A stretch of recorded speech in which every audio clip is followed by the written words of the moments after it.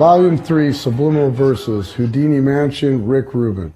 That's a lot right there. Gosh, that one was a blur, dude. That one was a blur. Volume 3 is actually, it's really hard for me to talk about because that was the album I got sober on. And one day I kind of woke up and I was just like, man, this isn't good. I need to figure it out or I'm gonna die. So I quit cold turkey in the middle of it and basically kind of had to start from scratch as far as like what I was doing vocally and what I was trying to say lyrically. And I was starting to get a little more esoteric with my lyrics, you know, looking forward instead of backward. Probably one of my most favorite times in my career, achieving this PhD known as rock and roll. Third clown, repairing. Repair from those two previous things. Those are animals. Third guy, coming back to life, a few more ideas, some different shit, some healing, a few more dances, a few more colors, a lot more saturation, chill a little bit, but still that guy. Those kinds of things all went into the process of making the record.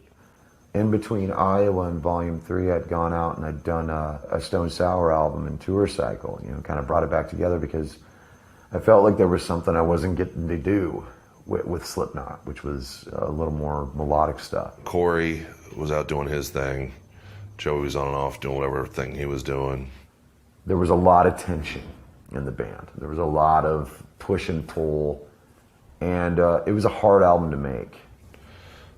You know, people need to work different shit out of their systems, so it's like, if you need to go out and play with some other band and do something different than this, cool. Then come back and you're reset and refreshed, and you know, we keep going. Well, Slipknot's therapy for most of us. So when you don't get to go to your therapist for years at a time, things can build up. Once we get back together and start doing this, I can feel it coming. I can feel the whirlwind coming, and it feels good. It's a safe place. To me, it's the metal version of the Avengers. To be honest, you know, we all come together when everyone needs us. No matter what the problems are that we have, no matter what issues or tensions or anything, we always get back to a point where the music brings us right back. Volume 3 was actually pretty cool because we'd been away for so long. Like, there was a lot of unknown.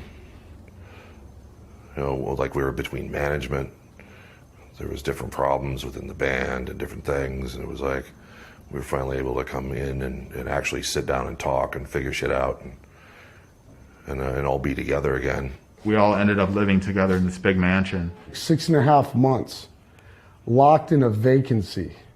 It was the old Houdini mansion up there in Laurel Canyon, and yeah, lights would go on and off. It was evil. It was ghostly. When I moved into the Houdini mansion, I had just gotten a mortgage. You know, I had a car payment, and I had no money. None at all. You know, I was literally living on per diems, and I was almost negative in my bank account. People were still experimenting with mind-altering chemicals or whatever it was, you know. I mean, we still didn't know if we had a career at that point or not. We hadn't been together like that in quite a while, so I think it was good to be in each other's face, you know, getting into the refrigerator at the same time, you know, living together in this world and creating some music and opening some doors with some new music. I think it was more healing than anything else, really, and we got focused and we're fucking better for it, and yeah, made a good record. It felt really good. We were able to be really creative, and I think that's the first time our music started to kind of evolve, and we started to show another side of the band. It was a big deal to work with Rick Rubin. He still understands the band beginning to end, and he always will. So he brought that same intensity to the band and really wanted to make a great heavy record with us and not, you know, basically sell out. Rick Rubin is the only person who has gotten the band to say things. So he would sit us down and we would have conversations for the art, and he would get people to say things that they've never even said when we've had band meetings. I I don't know, I guess I never expected we were going to win anything, so who gives a damn? In some ways, I kind of start to get the feeling that we were like the Leonardo DiCaprio of the Grammys. And I was young and angry too, so it was kind of like, yeah, fuck you, fuck your Grammy, fuck whatever. I think I used it as a doorstop for a while. And then I had it on the back of my toilet.